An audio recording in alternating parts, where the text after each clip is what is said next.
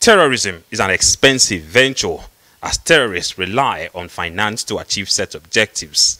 These funds are generated through different complex processes like international funding, armed robbery, arms smuggling, human trafficking, kidnapping, banditry, looting, grants, and international trade.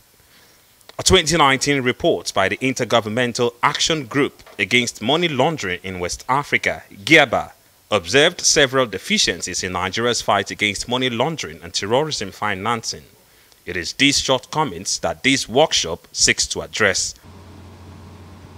This service on its part, as the premier domestic intelligence agency, saddled with the mandate to detect, prevent, and investigate threats to national security, is very aware that any effective counterterrorism and counterinsurgency strategy begins with the recognition that money and logistics are like oxygen to the survival and effectiveness of terrorist organizations.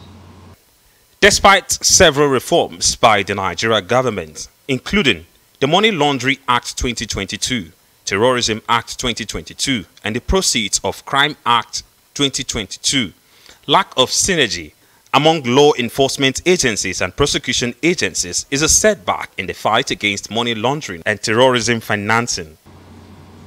It is my hope that this workshop will, among others, demonstrate relevant investigative skills, techniques adopted and to be adopted by law enforcement agencies in countering terrorism financing, as well as abilities to identify links between predicate offenses and illicit financial activities.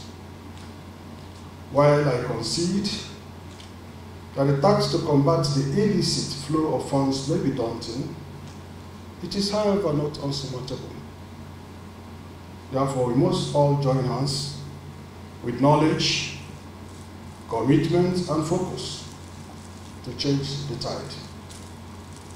Prior to 2008, Nigeria had no issues with terrorism, but has battled insurgency in the last 14 years. It is hoped that this seminar will provide the necessary intelligence to tackle financing, which is the oxygen to the survival and effectiveness of terrorist organizations. Ferdinand Duroha, Arise News.